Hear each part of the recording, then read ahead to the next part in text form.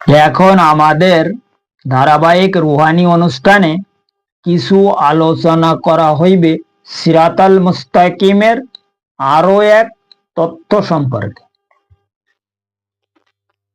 এবং আজকের পর্বে উক্ত উল্লেখকৃত সেই তথ্য হইল সেই মহান আল্লাহ পাকের নাজিলকৃত কোরআন শরীফ আসলে কত পারা তাহার সঠিক পরিচয় সম্পর্কে আমাদের আজকের পর্বে দলিল প্রমাণ সহ কিছু আলোচনা সম্পূর্ণ আধ্যাত্মিক মতে করা হইবে।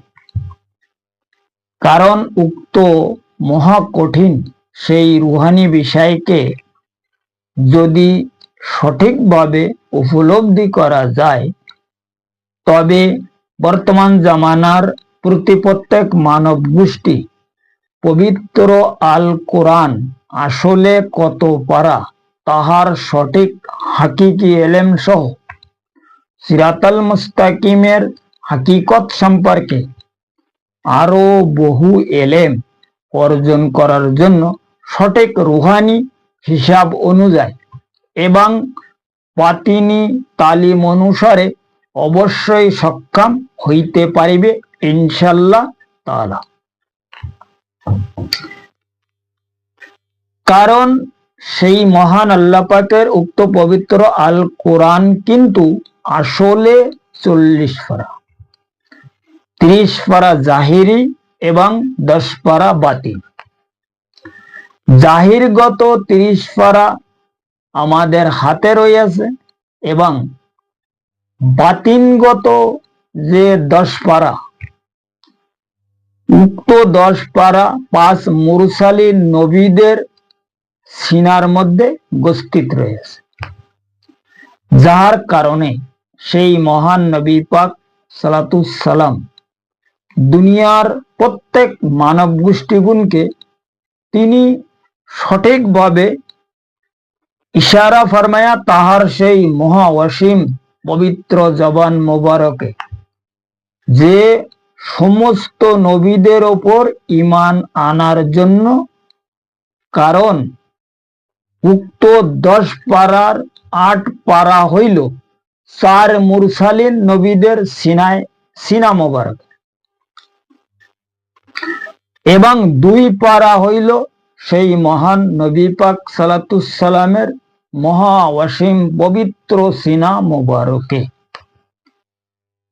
ইহা ছাড়া হুজুরে আকরাম সালাতুস সালামকে সেই মহান আল্লাহ রাব্বুল আলামিন ইজ্জত আরো বহু এলেম প্রদান ফরমান, যে সমস্ত এলেম দ্বারায় তিনি দিদারে এলাহি হাসিল সহ আরো তাহার উম্মতদের মধ্যে বহু উম্মতদের দিদারে এলাহি হাসিল করায়া এবং তাহারা বিশাল বড় বড় স্তরের ওলি আবদাল গাউস কুতুব অবশ্যই দুনিয়ায় উপস্থিত রয়েছে।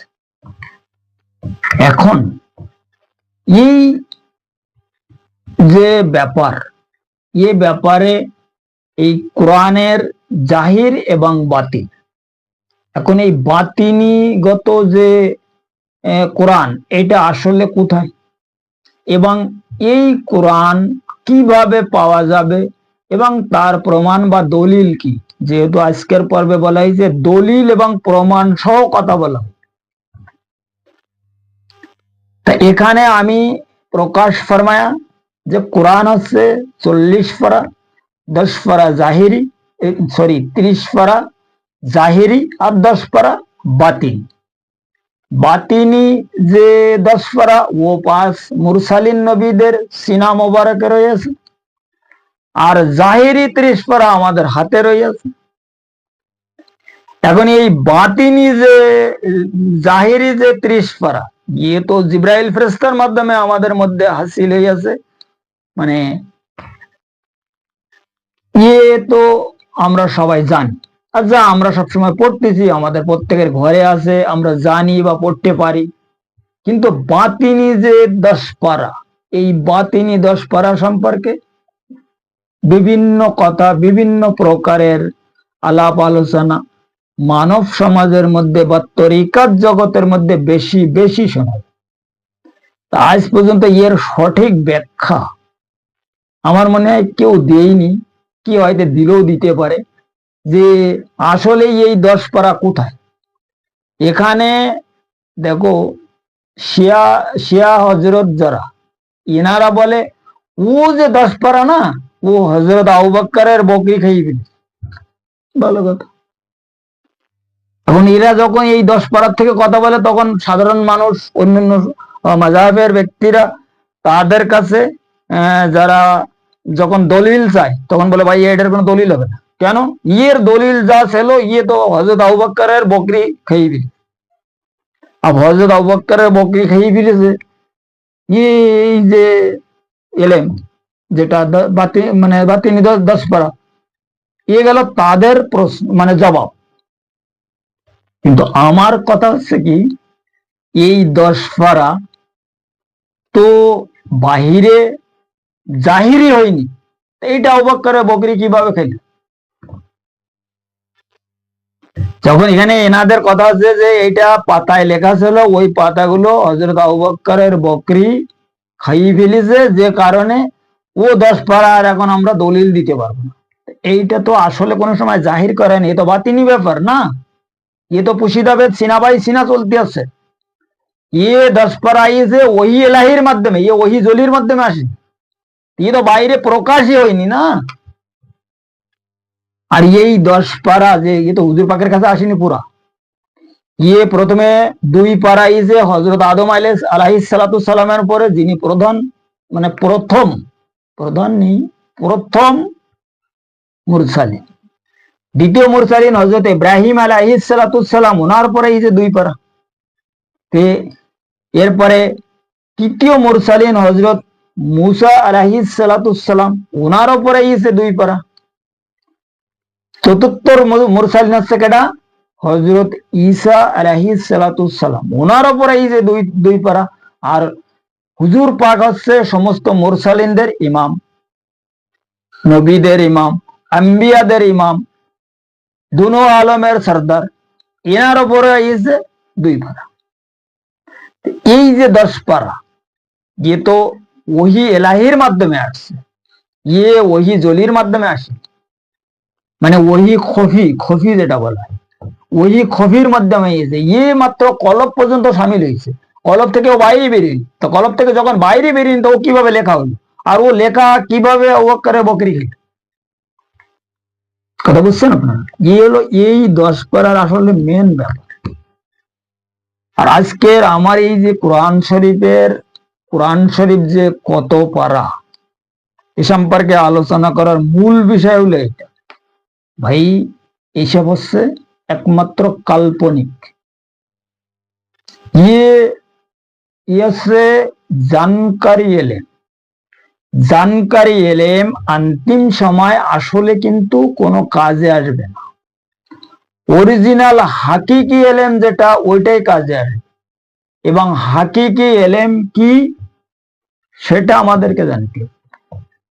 হাকিকি এলেম হইল 2 পারা হযরতে আদম আলাইহিস সালামের উপরে, 2 পারা ইব্রাহিম আলাইহিস সালামের উপরে, এবং 2 পারা মুসা আলাইহিস সালামের উপরে, 2 পারা ঈসা আলাইহিস সালামের উপরে, 2 পারা হুজুর পাক সালামের উপরে।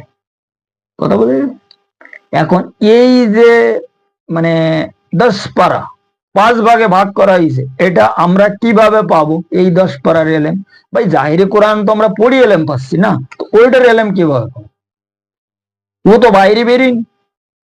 ওই এলেম আমাদের এই সিনার মধ্যে যে 5টা রুহু আছে না, কলব, রুহু, সির, খফি, এবং এই মাঝখানে আছে সেন্টার আকফা। এই 5 রুহুর মাধ্যমে এই 5 মুরসালিন নবীদের সঙ্গে যখন সম্পর্ক করা যাবে, তখন ওই 10 পারার এলেম ফুলফিল ভাবে পাওয়া যাবে। যে সময় এই 10 পারার এলেম তাহার মধ্যে প্রকাশ হইয়াছিলেন, কলবের মাধ্যমে হযরত আদম আলাইহিস সালামের এলেম, রুহুর মাধ্যমে ইব্রাহিম আলাইহিস সালামের দুই পারা, ও সিরির মাধ্যমে মুসা আলাইহিস সালামের দুই পারা, খফির মাধ্যমে ঈসা আলাইহিস সালামের দুই পারা, আর দুই পারার মালিক তো তিনি খোদি। তখনই তিনি বলি ফরমায়া যে বনি আদম সাবধান, তোমার এই সিনার মধ্যে যে গোশের টুকরা রয়েছে দিল, এর সাফাই করো। এই দিলের মাধ্যমে তোমাকে হাকিকি এলেম আসবে, যেটাকে বাতিনি কোরআন বা বাতিনি পারা বলা হয়েছে। কারণ এই যে আলিফ লাম মিম, এই আলিফ লাম মিম যে এটা হচ্ছে একটা আলাদা কিতাব। এই কিতাবের সম্পূর্ণ মানে হইল এই পুরা 30 পারা। আর এই 30 পারার মধ্যে আরো বহু কিতাব ফরমানা রয়েছে, মানে গোষ্ঠিত রয়েছে। এই সম্পর্কে আমি আরো অন্য কোনো পর্বে হয়তো আলোচনা করেছি এর আগে। এখন এই 30 পারা ছাড়া বাকি 10 পারার এলেমে হাসিল করার জন্য আমাদের সিনার মধ্যে যে হাওয়াজে খামসা, 5টা লতিফা রয়েছে। এই 5 লতিফাকে যদি কেউ প্রকাশ করিতে পারে, এদেরকে সবাল করিতে পারে সিরাতাল মুস্তাকিমের তালিমের মাধ্যমে, তাহলে ওই ব্যক্তি ওই 10 পারার এলেমও পেয়ে যাবে। কথা বুঝে গেছে? ওই 10 পারার এলেম পাওয়ার জন্য সিরাতাল মুস্তাকিমের রাস্তা প্রথমে দরকার। আর নাই নসেত ওই 10 পারা এলেম হাসিল করা কোনো মতে সম্ভব না। ওই কাল্পনিক কথাবার্তা বলতে হবে যে এর কোনো দলিল নেই, এর কোনো ও নেই, এর কোনো তা নেই। সমস্ত কথার আল্লাহর তরফ থেকে যত কথা আসছে আর যত কিছু হইয়াছে, আর তিনি যা কিছু সৃষ্টি ফরমায়া, প্রত্যেকটা কথার একটা একটা দলিল অবশ্যই রয়েছে। এখন এই যেটা বাতিনি ব্যাপার, এ ব্যাপারে আপনাকে যখন ডেভেলপ হতে হবে, ডেভেলপ হওয়ার জন্য বাতিনি ভাবে, বাতিনি কায়দায় এইগুলো হাসিল করতে। বাতিনি ভাবে, বাতিনি কায়দায় যখন এই বাতিনি স্কুলে এই আলাদা আলাদা মক্তবে কোনো ব্যক্তি অ্যাডমিট হতে পারবে, তখন তার মধ্যে এই বাতিনি এলেম প্রকাশ পাতি থাকবে এবং বাতিনি পারা সম্পর্কে, বাতিনি হিসাব সম্পর্কে সবকিছু সে বুঝতে পারবে। আর এই এর মূল দলিল হইল এই আমাদের সিনার মধ্যে যে 5টা লতিফা রয়েছে, যে 5টা লতিফার সঙ্গে ওই 10 পারার সম্পর্ক। যখন আত্মা প্রকাশ হয়ে যাবে তখন হুজুর পাকের কাছে যে 2 পারা এক্সট্রা রয়েছে এটা পাওয়া যাবে। এই পর্যন্ত পৌঁছবার পরে তাই মমিনদের স্তর খতম হয়, মমিনরা পুরা সাবজেক্ট কমপ্লিট হয়ে যায়। এরপরে হইল বেলায়েতের স্তর, যেটাকে দিদারে এলাহির ব্যাপার স্যাপার। ও সম্পর্কে না কোনো নবীর সম্পর্ক, না কোনো মুরসালিন সম্পর্ক, ও সম্পূর্ণ সম্পর্ক হচ্ছে সরকারে দু আলম সালাতুস সালামের যে এলেম তাকে স্পেশাল ভাবে দেওয়া দিদারে এলাহিকৃত যে এলেম, এই এলেম অন্য কোনো নবী পাইনি না, এই কারোর কাছে আছে। যদি থাকতো, তারা যদি পাইতো, তাহলে অবশ্যই তাহাদের কারণ না কারণ অবশ্য দিদার হইত, দিদার হইনি। এখন ও তো বেলায়েতের চ্যাপ্টারের মধ্যে আলোচনা করতে হবে, ওসব আলোচনা এখন আজকে করা যাবে না, না আমি যাইতে চাচ্ছি ওধারে। মেন যেটা ব্যাপার, মেন ব্যাপার হলো কি, এই কোরআন শরীফ, কোরআন শরীফ আসলে কত পারা? কোরআন শরীফ এখন এই বর্তমান সময় সুফি সম্প্রদায় বা বহু ব্যক্তিরা বলে, আমিও শুনেছি অনেকের মুখে, যে কোরআন আসলে 40 পারা, 10 পারা জাহিরি এই বাতিনি আর 30 পারা জাহিরি। এখন শুধু মুখে আমরা বলি বা কানে অনেকে শুনতেছে, কিন্তু এটা আমরা ঠিকভাবে আমল করতে পারতেছি না। কি জন্য? এই যে 10 পারা বাতিনি, এইটার মানে কোথা থেকে পাওয়া যাবে এবং এইটা কিভাবে অর্জন করা যাবে, এই ব্যাপারে আমাদের কোনো এলেম নেই। কারণ এ কোনো জিনিস ওই সময় হাসিল করা যায় যখন ওই জিনিসকে হাসিল করার রাস্তা বা তরিকা পাওয়া যায়। তখন ওই জিনিস হাসিল করার জন্য ওই রাস্তায় চলা যায়। আর ওইভাবে চলার পরে ধীরে ধীরে একদিনে কিন্তু হাসিল হয় না। কোনো কাজে সফল বা ডেভেলপ হওয়ার জন্য, সফল কাম হওয়ার জন্য টাইমের প্রয়োজন আছে, ধৈর্যের প্রয়োজন আছে, মেহনতের প্রয়োজন আছে। এগুলো যদি কেউ করতে পারে তখন ওই কাজ তার হাসিল হয়ে যায়। ঠিক তদরূপ ব্যাপার আছে এই বাতিনি 10 পারা। বাতিনি 10 পারা হাসিল করতে গেলে আমাদের ফুলফিল মেহনতের দরকার আছে, মুরাকাবা এবং মুশাহিদা করার দরকার আছে। সে কারণে হুজুর পাককেও খোদ আল্লাহ ফরমায়া যে আপনার নবুয়তি কাজকর্ম যখন শেষ হয়ে যাবে তখন আপনি রুহানি যোগে বাতিনি ভাবে মুরাকাবা মুশাহিদার মাধ্যমে আমার নিকট চলে আসবেন। ফাইজা ফারাগাতা ফানসাব ওয়াইলা রাব্বিকা ফারগাব। এই ফারগাব মানে কি? উর্দুগান, উপরে যাওয়া। এখন আমরা যে হুজুর পাকের জাহিরি সুন্নাত যেগুলো, এগুলো তো খুব মানতেছি, কিন্তু ওনার বাতিনি সুন্নাত যেটা, উনি যে বাতিনি সুন্নাত আদায় করেছে, মুরাকাবা মুশাহিদা করেছে, বাইতুল মামুরি গেছে, আরশ মহল্লায় গেছে, মিরাজ মুস্তফা হাসিল করেছে, এগুলো সুন্নাত না মানেছে। ছোট ছোট সুন্নাত নিয়ে তো আমরা অনেক ব্যস্ত আছি, কিন্তু ওনার যে বড় সুন্নাত এ সম্পর্কে আমরা কেউ আসলে চিন্তা ভাবনা করবো না। কারণ ও তো বিশাল কঠিন ব্যাপার না। ও চিন্তা ভাবনা করতে গেলে তো আমাদের এই দোকানদারি থাকবে না, আমাদের নিজেদের মানে স্ট্যাটাস কম হয়ে যাবে। মেন ব্যাপার হচ্ছে এই। এখন বাতি নিয়ে 10 পারা সম্পর্কে আমি কিছুটা ধারণা দিলাম বা কিছু কথা বললাম। এ সম্পর্কে যদি কারোর কোনো কন্ট্রাডিকশন থাকে, যদি কারোর বোঝার সমস্যা হয়ে থাকে, যদি কেউ আরো ক্লিয়ার ভাবে বুঝিতে চায়, তবে আমার ডিসক্রিপশনে নাম্বার দেওয়া আছে, ওই নাম্বারে যোগাযোগ করলে তাকে ফুলফিল ভাবে বোঝানো হইবে।